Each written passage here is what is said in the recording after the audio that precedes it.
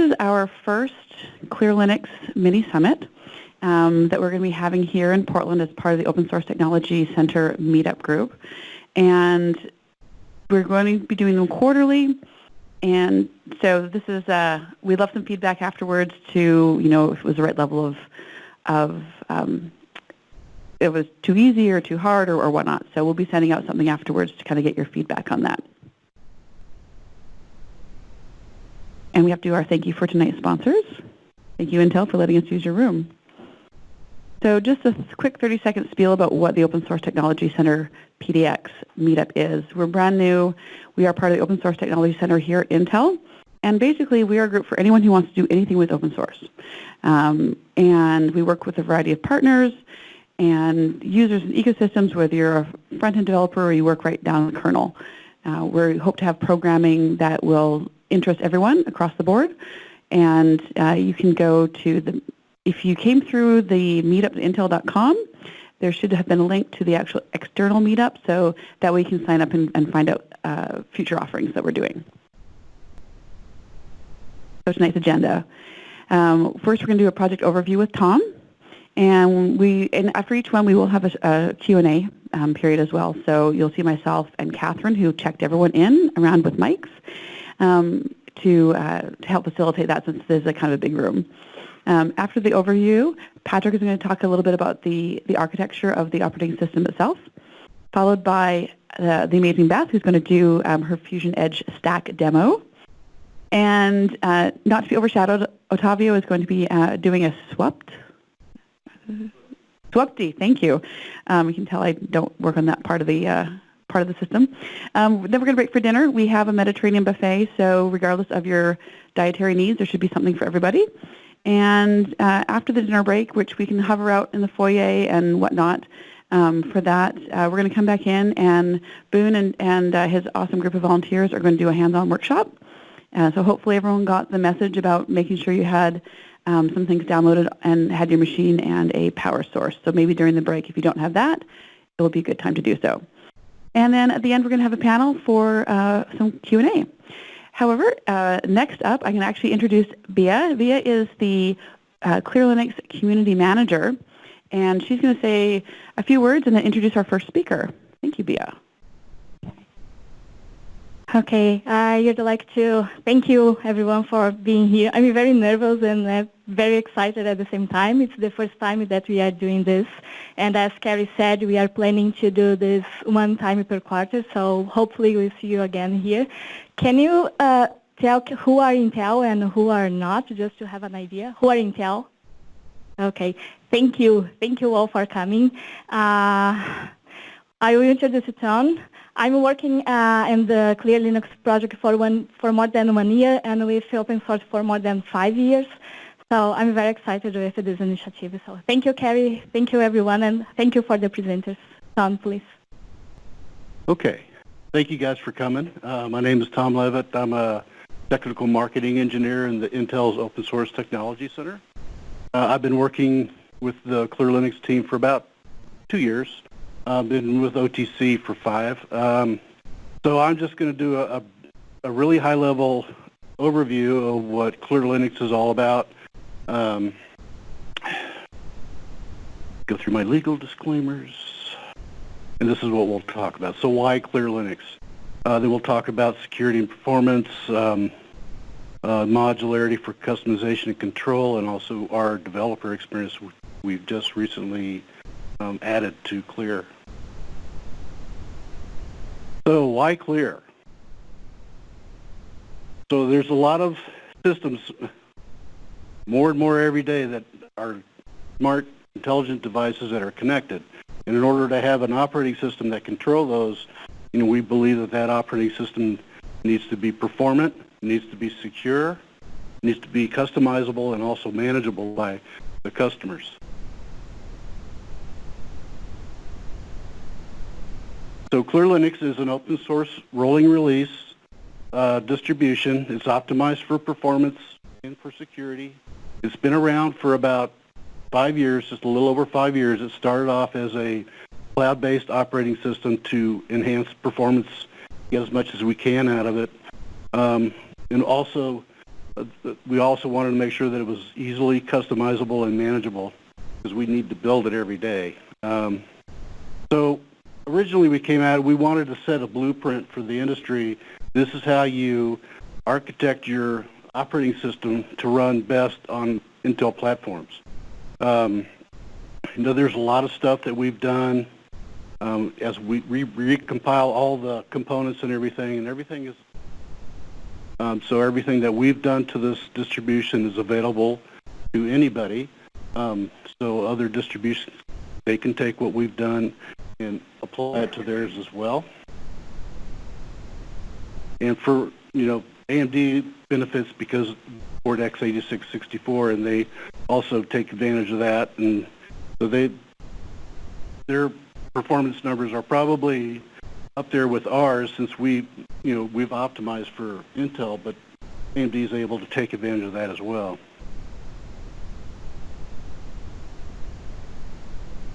So from a performance and performance point of view, what we ended up doing is we needed to start from the very bottom, from the hardware level, all the way to the end user app, and we needed to optimize the entire stack to run best on whatever platform you're running on. So we were very aggressive with our, the GCC flags to make sure that we use the most aggressive architectures for whatever platform you're running on. We also, so the kernel, a lot of work that we've done in the kernel for optimizations, also the runtime libraries, all the middleware components and the applications themselves. So just kind of an example, this is a TensorFlow example. If you look at what we've done, so we've added optimizations for AVX512, AVX2, we baseline on AVX, and we build that up, and then as the system is running, as an application gets kicked off, it's going to query what its platform is running on, and it's going to load the appropriate modules that will execute on that platform. From a security point of view, so one thing that I did mention was that we're a rolling release. So that means we release constantly. We probably do 2 builds a day, and of those 2 builds, at least one of those will make it through our QA process. And if it doesn't, then we just fix it, the next one. But what that allows us to do is to be able to add the latest and greatest security patches that are available for every one of the components that makes up Clear Linux.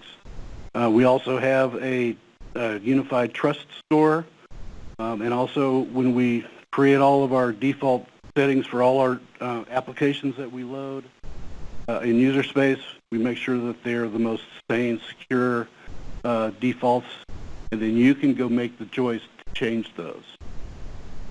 Yeah. Okay. Okay, so let's talk about modularity. So one of the things that Clear Linux is based on is it's a stateless operating system, which means that we've basically gone off and made sure that ownership of individual components belong to certain entities. So for example, for user data, the user owns their $home directory, right? For sysadmin, he's going to own like Etsy, anything like that, where he can go and modify that system, tweak it to however he wants. And then we have the operating system, which owns user. So when we do an upgrade with our SWUPD, it will go in and it owns user, so it will come in and make all its changes in the user directory. So if you have things that are in Etsy, they won't get touched, so your system stays stable as it is, right? So this really helps with doing updates.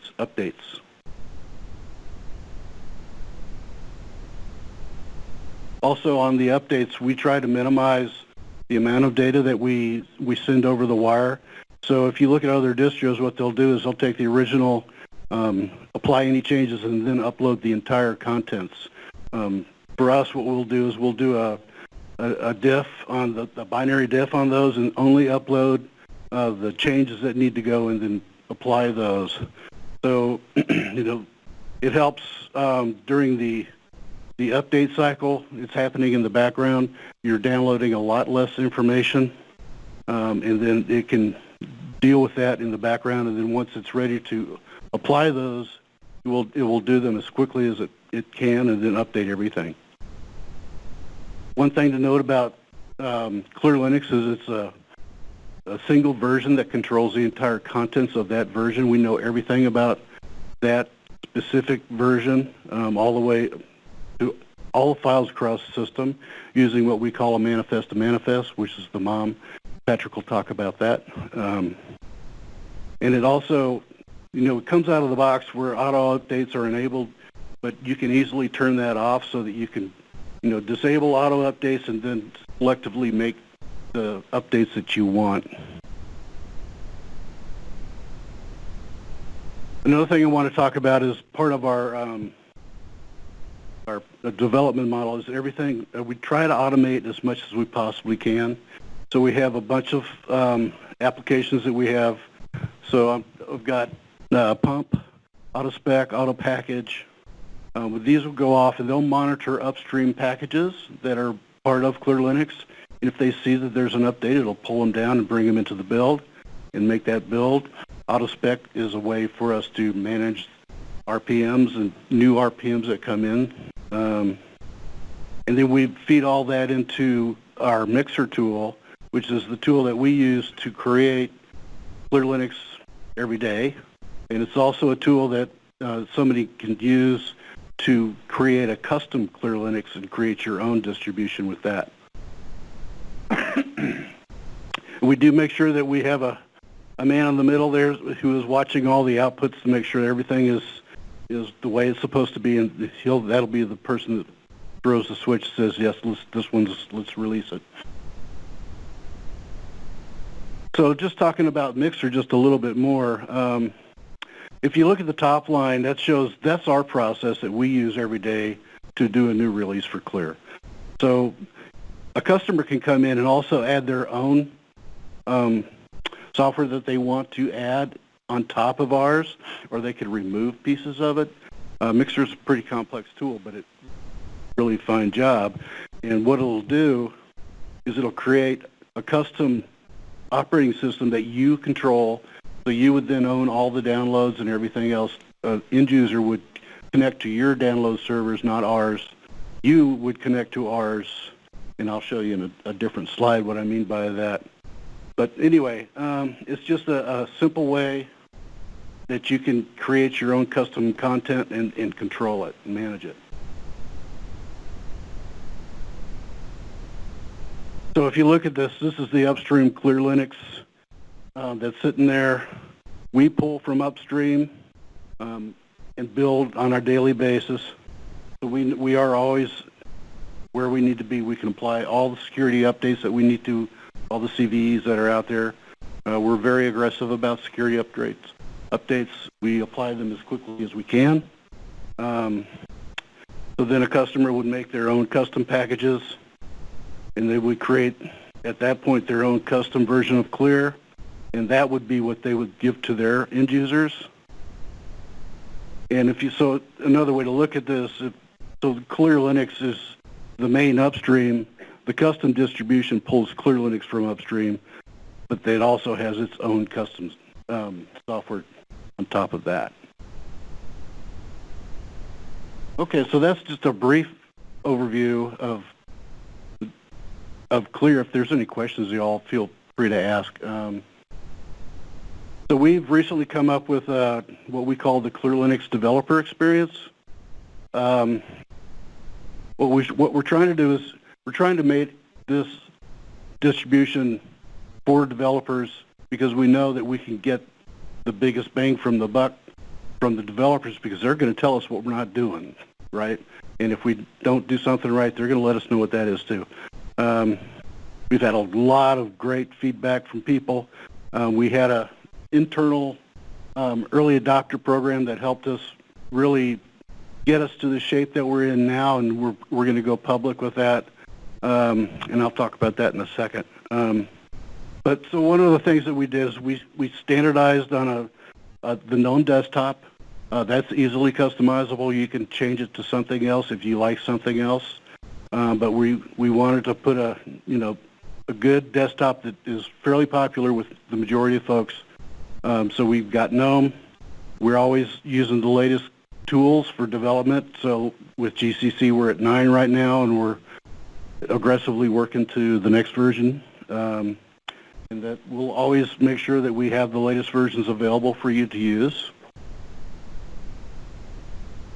So, from a developer experience, we want this to be a usable system that you feel like you can rely on and use every day. It's come a long way in the last couple of years. I'm really surprised about how stable it had got so quickly in the last couple of months when we first introduced all these new features, because we didn't have a standard desktop until about 3 months ago. We do rely on our support model being from the open source community. We did start a forum recently, and I'll show you the link for that. If you guys are willing, please go there, join it, ask questions, answer questions, help us add content, just help us make the whole experience that much better. There are some, we do have a commercial support with Monte Vista. They announced last week that they're an embedded Linux support company, and they've announced that they will also support Clear Linux in that situation. So just kind of a summary. So Clear, we wanted to make sure that it was performant. That was probably one of the first things that got us off out of the blocks. And then secure. It has to be secure, customizable and manageable. So that basically grew out of the fact that we need to be able to manage this ourselves, right? And as easily and as automated as possible. And that brings in our automated development model. And we share that with anybody that wants to do the same thing. So as I mentioned earlier, we had an internal early adopter program, and we got a lot of really good feedback, made changes. Our installer, we brought that into the GUI world and made it so a lot of people are really happy with it. It gives you a lot of flexibility, adding applications every day. People are asking for, do you support this, do you support that? If we don't, ask us and we'll add it, right? So stay tuned to the community at clearlinux.org, which is our forum, and we will announce when we'll open an early adopter program, and then we'll start recruiting people for that. All right. So just some of the links that you can get to us at. Clearlinux.org is our main website. There's a lot of documentation, a lot of tutorials out there. We've spent probably at least 2 years trying to add content there to make sure that, when people start using Clear, that they have a place where they can look and see, say, yes, I can do this, I can do this, I can do that. So there's a lot of good information out there. You can follow us on Twitter at ClearLinux. As I mentioned earlier, our forum is community.clearlinux.org. And all of our code is available at github.com/clearlinux. Thank you, guys. Okay, I'm going to bring Patrick up. Hi, everyone. How's everyone doing today? All right, excellent. All right, my name is Patrick McCarty. I am a software engineer in the Open Source Technology Center, and I've been contributing to Clear Linux for roughly 5 years now, since the very beginning, pretty much. Today I wanted to talk about just kind of a general overview of architecture. Some of this content is very similar to what Tom has described, but I wanted to go into more technical detail on some of these things. So, and feel free to interrupt me with questions, and I'll stop at the end for Q&A as well. But all right. So I'm going to start off with just kind of describing, this is going to be very similar to what Tom talked about, but so just an overview of what goes into Clear Linux OS. And then I wanted to touch on how or what goes into some of these performance optimizations that we make in the distro. and then also talk about bundles, and how these are different and similar to what is provided in other Linux distributions, and also touch on stateless in a little bit more detail, and also the telemetry solution that we provide, and then also a large amount of detail about how updates work in Clear Linux, from how the update content is generated to how the updates are deployed on Clear Linux.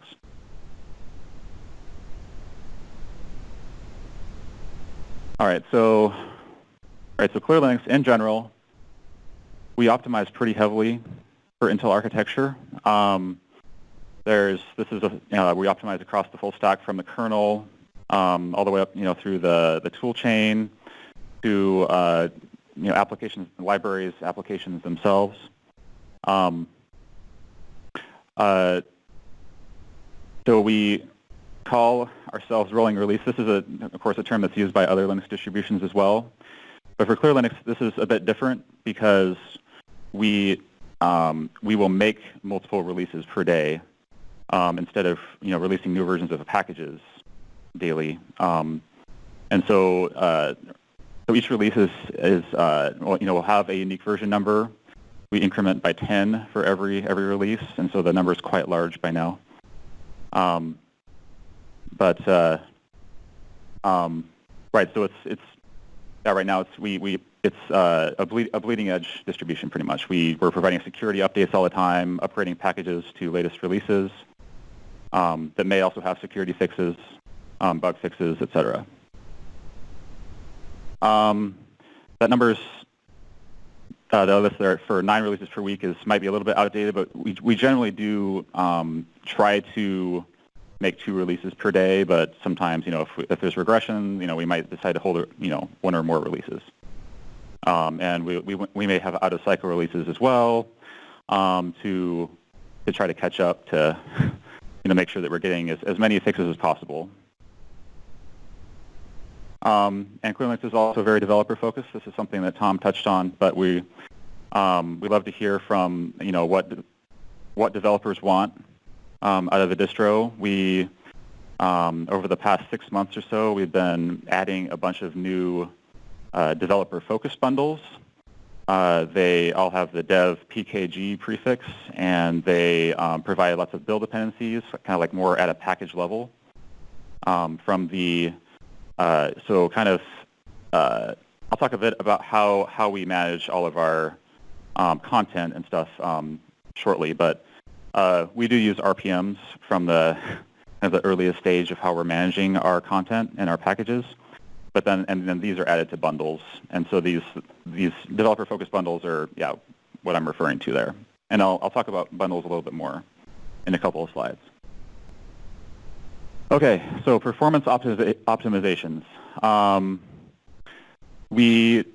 So at the most basic level, we have our default set of compiler flags that we use for GCC, LLVM, and currently we have set the oldest supported Intel CPU generation to Westmere, which is I think roughly 9 or 10 years old by now.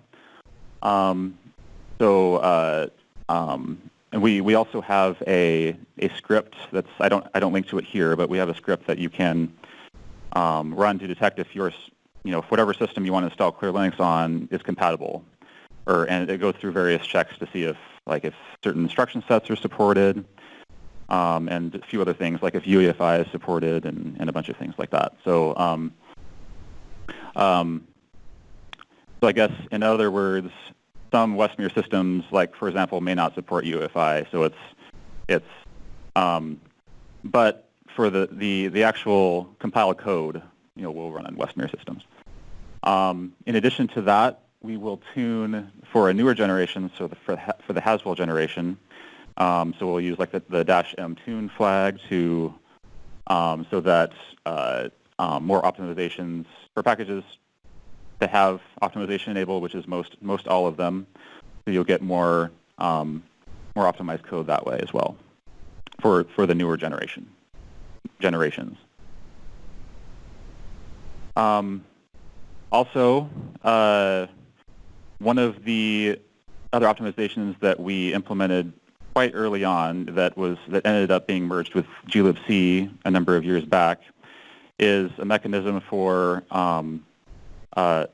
loading different or a certain version or basically probing the hardware to see what optimization level is supported for, like, AVX2 versus AVX512 versus something older than that, or for systems that don't support those instruction sets. And you can see on this diagram on the right-hand side of the slide roughly how this works. So the dynamic linker is the one from glibc, and the example I have here is for OpenCV. This is a package that we have optimized in this way. So all of the OpenCV libraries will be available in there'll be three different versions of each one. So there'll be the baseline version of the library, which is supported for Westmere, and then there's the AVX2 optimized version, which is the Haswell base, and then there's the AVX512 optimized version, which is for I believe Skylake, certain Skylake server as a base. So, and how this happens is, so it's basically the dynamic linker is going to load the appropriate version at runtime based on what it detected is supported. And so in this case, this is just saying that it would select the AVX2 version if it's supported.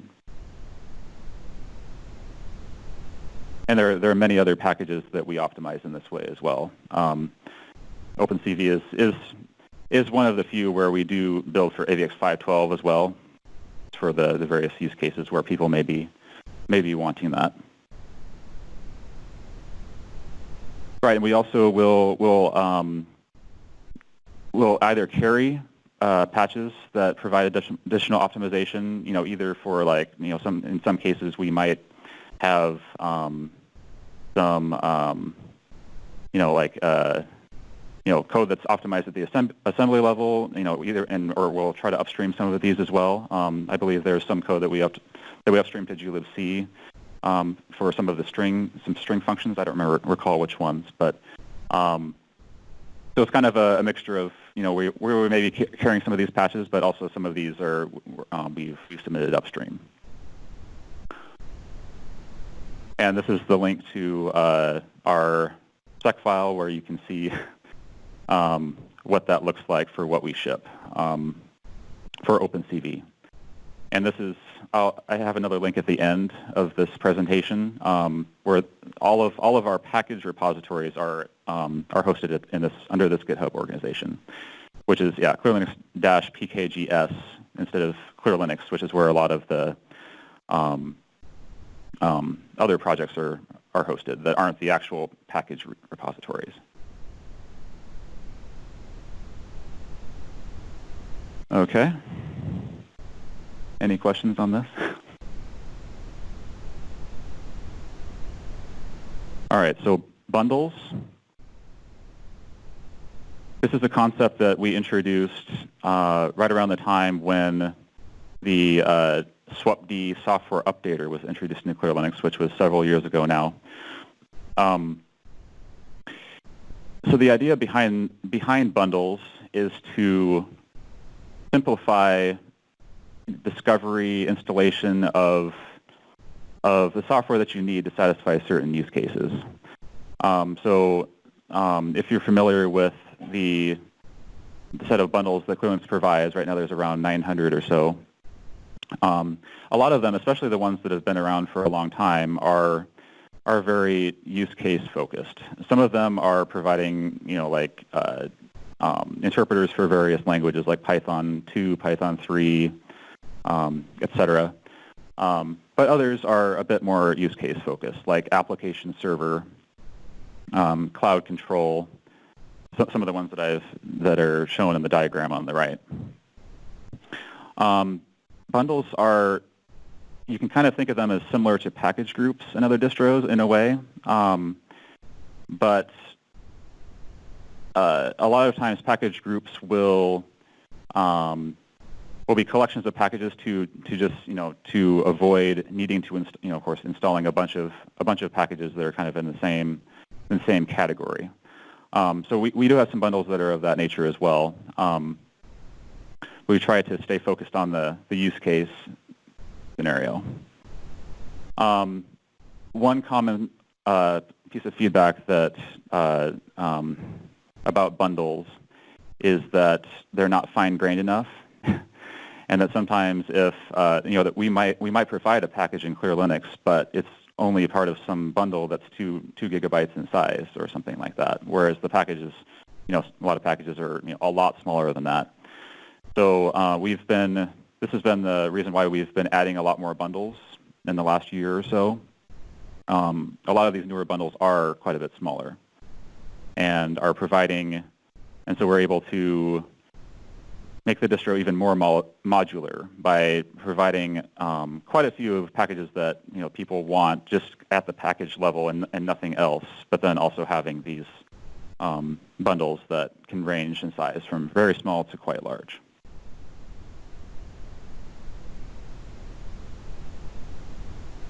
And one other detail about bundles is that due to the way that we manage our content, all dependencies are resolved at build time instead of at runtime, which is what you usually see with package managers and other distributions. And so it's, as you'll see as I talk more about SWUPD, and you'll see a SWUPD demo later, that the main motivation behind this is to keep things simple for what's running on the end user system, and also just to speed up update times is another motivation for that. Okay, so stateless. Tom touched on this a little bit about what this means in Clear Linux. All right, so the diagrams on the right, I guess, provide a rough idea about what this means. So the user data, this is used to describe how we describe a configuration that lives under user home directories, like in /home / whatever your username is. This is an area where it's that's pretty similar to other distributions, how that configuration is managed. There's the XDG, all those standard locations, that are defined where so Clear Linux supports all of that as well. But where Clear Linux is a bit different is in the separation, keeping the system configuration separate from the operating system configuration and state in general. So /etc is treated as the domain for developers, sysadmins, et cetera, that want to be modifying the operating system configuration.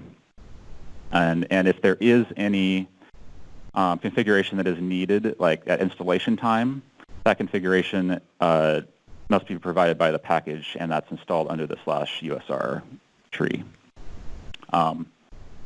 So this is a model I like to think of it kind of as an operating model for how we manage our content. We have a lot of content checks that that will run before our packages can be integrated into a release. And one thing that we very explicitly check for is to make sure that no package provides any files under /etc. So and the other thing I wanted to mention here is that it has been a challenge to figure out how some of our packages, should be properly stateless, because the upstream projects will be managing their configuration and their state in different ways, and so we've been trying to make it a bit more standard, at least for Clear Linux OS, but it has been kind of a challenge, and we've we're open to feedback about how we can improve here too. And if there's any package that that anyone notices that is not properly abiding by these guidelines, then we'd love to hear about those types of issues. And another side effect of this operating model is that essentially you can remove the etc and var trees and reboot the system, and that's almost like a factory reset.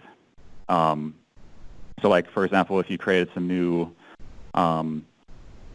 system users or just normal users and set passwords for those accounts, etc., all of that information is stored in /etc, and so if you remove the tree, then when you reboot, you'll be following the normal process you would on a fresh Clear Linux OS installation by logging as root first and setting your password on first login, and then adding your users again.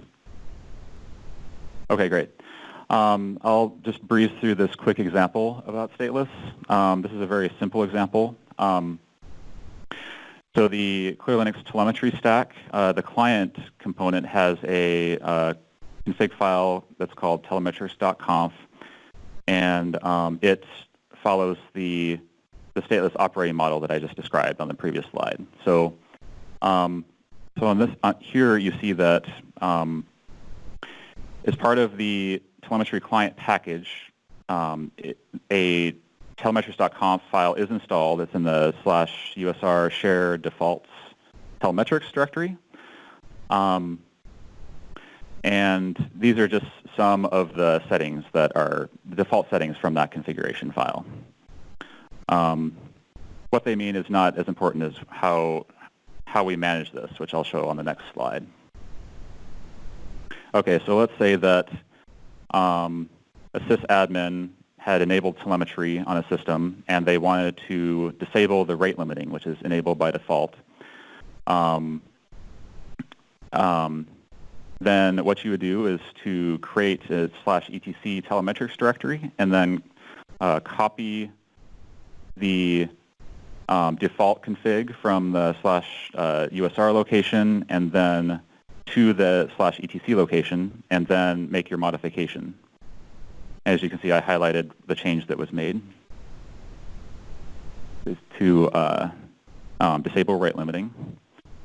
And then to, let's say at a later time you wanted to re-enable rate limiting. Of course, you could either modify the configuration in /etc, or you could just simply remove that configuration file. And then after the services are restarted, then the default configuration would take effect again. So this is a pretty basic example. The telemetry client services will read only one of these configuration files. Of course, there are other examples of projects that will take will interleave configurations. So they'll read the multiple configuration files to create the full set of configuration. But in this case, it's easier to describe because only one of the configuration files is used. Okay, so I wanted to briefly touch on the telemetry solution that is provided in Clear Linux OS. This is opt-in, and it's enabled whenever you install a bundle called Telemetrics. And it's very lightweight. There's just a couple of, maybe 3 services that run that are that manage the flow of control, and then there's also several probes. Some of them run as services, some of them run on demand. That are the ones that are shipped with the package in Clear Linux are meant to help debug generic way to describe this, software anomalies. So any type of crashes, bugs, kernel panics, kernel oopses, etc. And the way this is, the probes are designed is to avoid collecting any personally identifiable information. and they comply with the Intel privacy policy. And for what is shipped in this, and for what the Clear Linux team uses this for, it's a very developer-driven approach. There's no focus on like collecting like long-term trends, and information like that. We will remove records after like they're 5 weeks old or so, and so we're most interested in recent data because we want to be fixing issues or regressions soon after they appear, because they will inevitably appear. It's as much as we would not like them to show up. And there's also the other piece of the stack is the server component, which is in a separate repository. It's called the Telemetrics backend, and this is something that anyone can stand up if they want to use the client services and have the data sent to their own server. It's very easy to stand up.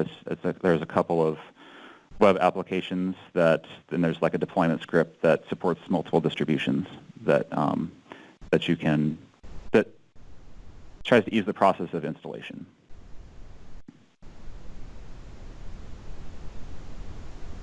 Let me continue on here. This is basically it's a very simple architecture. The TeleMProbeD and TeleMPostD services used to be part of one service called TeleMD, but then it was split out at one point to make the system more scalable and more responsive to probe requests. But otherwise, this has largely been unchanged for the last 4 years or so. And libtelemetry is a C library. There's also let me see if I talk about this no, I don't. There's a small like probe generator program that you can run in scripts that there's just a few like header fields that you can set. So this is, I guess, an alternative to like writing a probe in C or something that's using that library. You could just call this program to have records generated from shell scripts, for example. You wanted to work that way with your own custom probes, etc. By default. Patrick, we have another question up here. Oh. Yeah, I actually have Clear Linux installed on one of my machines, on my laptop. And if I'm running, let's say I'm running a virtual machine, and GNOME shell crashes in the virtual machine, and I've got telemetry enabled. Does your server see that? It leaves a trace in journal control, wherever that repository is. Does your server see that? Right. So for user space crashes, for example, GNOME shell, what happens right now is, of course, only when telemetry is enabled. There's a wrapper script that will send the core file to systemd core dump D for storage in the systemd journal. As well, and if the Telemetrics bundle is installed, it will also send the core file to the crash probe, which is what we call it. And that will unwind the stack for however many threads there are in the core file, and then it will and then it'll send that. It'll package that data up in a record, and then it sends that to the remote collection point. Okay, so I have to install something on my system to get it to send the detail? Right. Yeah. So if you want to enable telemetry, yeah, the bundle is called Telemetrics. Telemetrics. Okay. Yep. This is a bundle you have to add because we don't have it installed by default in any of our images. And in the Clear installer, there is an option that you can select to have it installed during installation as well. Yeah, for a fresh install.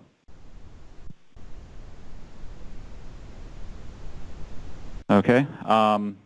There's a few more slides, but I think I'll cover this in not as much detail as what's listed here. And some of this, the SWUPD demo will clarify a lot of what this looks like. Okay, so ClearLinux OS has a homegrown software updater that's called SWUPD, SWUPD. The Git repository is called SWUPD-client. And it works with bundles. And so this is how bundles are installed on ClearLinux systems. Some interesting aspects of the software updater is that you can only update you have to update the entire system. You can't hold any bundles back. And this is done for simplicity and for to make sure that the security updates that the distro team wanted to deploy will actually get deployed and nothing will be held back. And of course, this is at the expense of a little bit of flexibility for the end user, because this is something that package managers on other distributions do support. Like, for example, to ignore certain updates of certain packages. But this is how the software updater works at the moment. It also simplifies the quality assurance process so that the release ID, that's all we need, and then of course the set of bundles installed. That's all we need to know what's installed on the end user system, barring any state that might live, in the /etc and /var. This is something that Tom touched on in his presentation. The SWUPD strives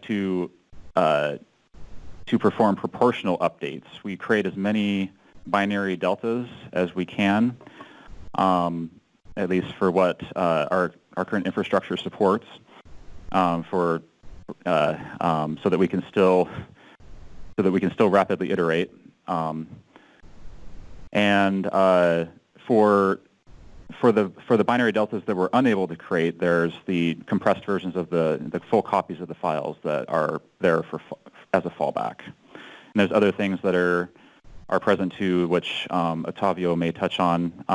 It's like there's packs, which are compressed tarballs of both binary deltas and these what we call full files, the full copies of the files within just so it's to reduce the number of downloads. In certain cases, like bundle add will download one pack that has all the content needed for that bundle. And another interesting aspect of this is that auto update is turned on by default. This is something that's very easy to turn off, but this is the default configuration that we wanted as a distro. It's I guess it aligns really well with the rolling model. So we're enforcing that by default by having auto update turned on.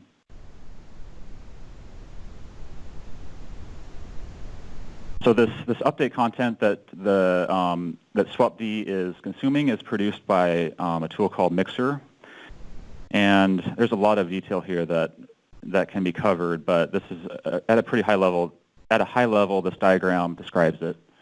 So the upstream sources, these are the upstream tarballs, zip files, etc., that we will be packaging up with RPMs. We'll be storing. We publish our RPM repos for every release as well, and then we have a set of what we call bundle definitions, and those are tracked in a separate Git repository as well called CLR-bundles. And at a basic level, they are declaring which packages go into each bundle. There's also this concept of bundle includes, which where bundles can be. This is how bundles can start. They're not really like bundle dependencies, but they're ways to make the for bundles that will overlap in content. you can declare that one bundle includes another bundle, and it'll basically become a superset of that bundle that you have included. And bundles may include many bundles as well. So the bundle tree, it can be, it's pretty complex at this point. We require a large diagram if you wanted to generate one. But in the end, update artifacts are produced like packs and these binary deltas that I had talked about in the last slide. And this is what SWUPD is going to consume to deploy an update.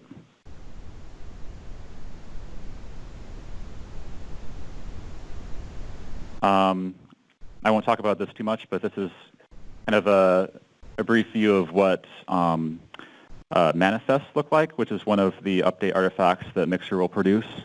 These are it's basically contains all the metadata needed to perform the update. Everything from verifying that the content is correct by checking the hashes, the SHA-256 hashes, and then making sure that according to the version numbers listed there in the third column of the body of the manifest, to know what it actually needs to update, because it'll see when the content last changed. So there's a lot of the proportional aspect of the update stems from the metadata that exists in these manifests.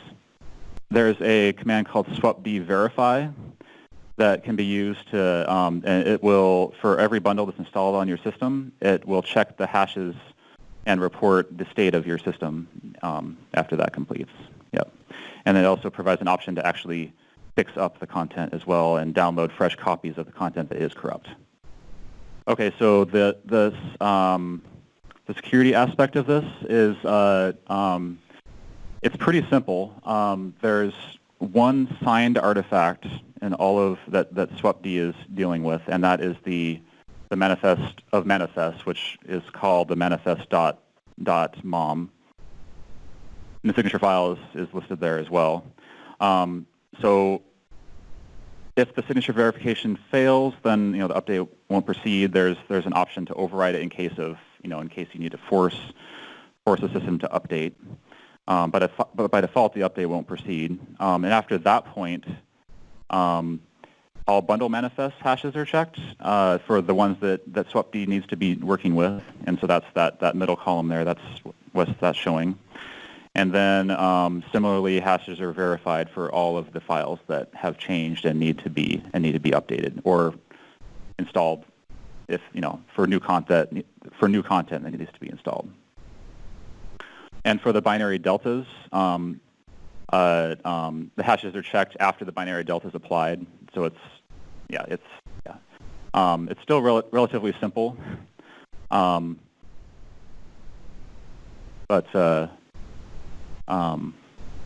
I think this slide kind of summarizes the flow there. Of course, there will be arrows from every other bundle manifest as well as needed.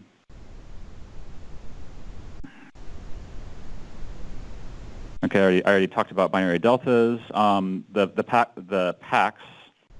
So for SWUPD will be downloading delta packs, which ideally will contain only binary deltas, and so they'll be very small because they're also compressed.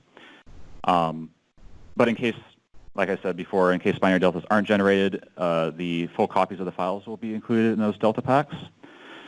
And zero packs is just a special name for packs that bundle add will consume, and that so SWUPD will treat all that content as not being installed anywhere. So it's last updated at version 0. Basically, it's just a convenient shorthand to describe that type of artifact.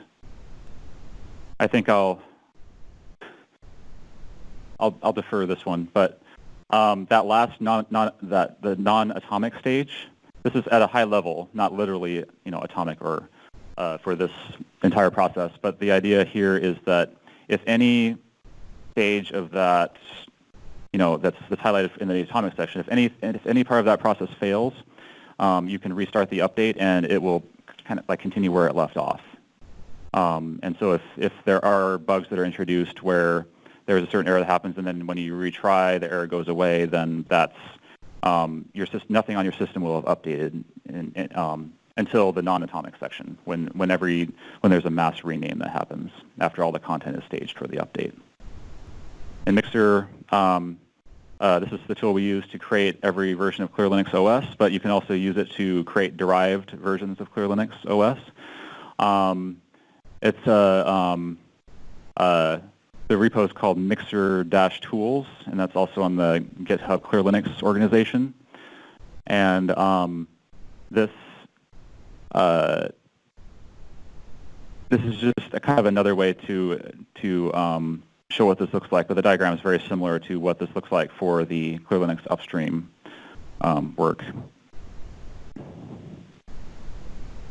Essentially, if you create a custom mix, you're creating your own update stream that you would then host all of that update content on your own web server, for example.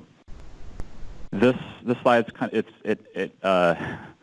it's a bit complex about how this works under the hood, but Mixin is the mechanism that is currently part of Clear Linux OS that lets you essentially add your own content that lives alongside Clear Linux content. So we're calling that Sideloading custom content.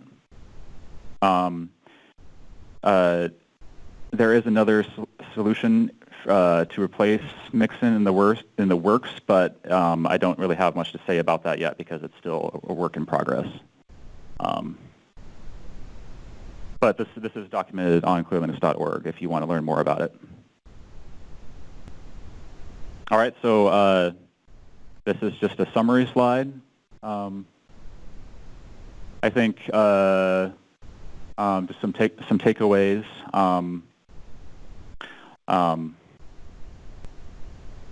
We strive to, due to the way that our updater works, we will be optimizing it for performance, and because the updates are proportional, updates will, on average, be pretty fast. Generally, if there are any issues with performance, it's in the network speed, because there is potentially a lot of content to download depending on the size of the update. We try to improve how we operate with our packages by adopting this stateless approach. We're releasing often with security updates. We're trying to optimize performance for the OS in general by using the approaches that I described earlier, and also try to ease the process of especially getting started with the distro by providing these bundles that are satisfying different use cases that users may be interested in. All right, I'm on Freenode on the Clear Linux channel, and I think Tom had more links in his presentation. But the forum is brand new, just a few weeks old, and it's very active. A lot more information can be found at clearlinux.org, and I listed that other GitHub org that has all of our package repositories, that has all the spec files and all of the all the metadata that we all the patches that we carry, and etc. So, Great. All right, thank you. Thank you, Patrick.